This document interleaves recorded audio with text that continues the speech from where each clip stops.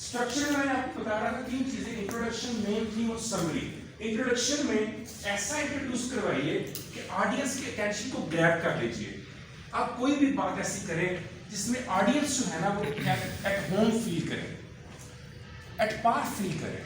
Audience को ये नहीं लगना चाहिए वो कोई अलग से बंदा है 70 साल का खड़ा और हम कोई और से बैठे हुए हैं। उनको लगे कि एक बिल्कुल घर का माहौल हो गया, दिल की बात कह सकें, कर सकें।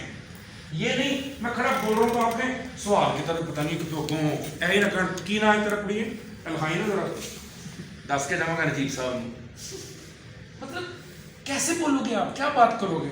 तो इस तरह से आप ग्रैब कीजिए ऑडियंस को, ऑडियंस आपके साथ मिल जाए, रेसिप्रोकल रिलेशन हो जाए, वो पूछ सके जब उनका दिल करे, वो रोक सके जब वो चाहें, वो एक्सप्लेन करें आपकी बात, सर इसकी नहीं समझ आई, सर इसे एक्सप्लेन करें, सर इसको वजाहत करें, सर इसके ऐसा नहीं ऐसा भी होता है।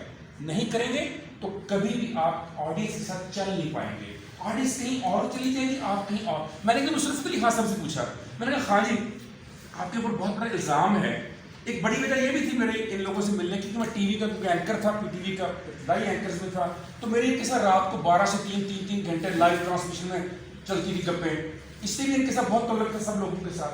तो एक दिन मैंने उनसे पूछा नुसरत अली खान साहब से, मैंने कहा खान साहब आपके ऊपर एक इल्ज़ाम है कि आपने रवायती कव्वाली जो है उसका बेड़ा गर्क कर दिया नए थीम और नए साज के साथ। क्या खूबसूरत जवाब दिया उन्होंने नुसरत अली खान साहब। खान साहब ने कहा बेटा दुनिया में 2 तरीके होते हैं किसी को अपना बनाने के, दुनिया में 2 तरीके होते हैं किसी को अपना बनाने के, या उसके पीछे चलो या उसे अपने पीछे लगा लो। क्योंकि मैं इतना अच्छा नहीं था कि दुनिया मेरे पीछे चलती, तो मैंने उनको अपना बनाने के लिए कुछ देर उनके पीछे चला, तो जब वो मेरी तरफ आ गए फिर मैं उनको अपनी तरफ लेकर आ गया।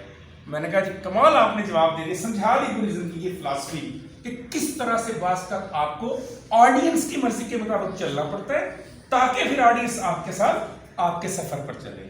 ओके, मेन थीम में आप कोशिश करें कि आपका जो कंटेंट है वो रेलेवेंट होना चाहिए आपकी गुफ्तगू के। जो वाकयात आप सुनाएं, जो शायरी आप गढ़ें, जो स्टोरीज आप बनाएं, जो कहावतें आप बोलें, जो ईडियम आप यूज करें, जो फ्रेजेस आप इस्तेमाल करें, उसको किसी ना किसी तरह आपके टॉपिक के साथ डायरेक्टली या इनडायरेक्टली रिलेट करना चाहिए। और फिर समरी में की मैसेज दे दें कि ओरिजिनली आप कहना क्या चाहते हैं।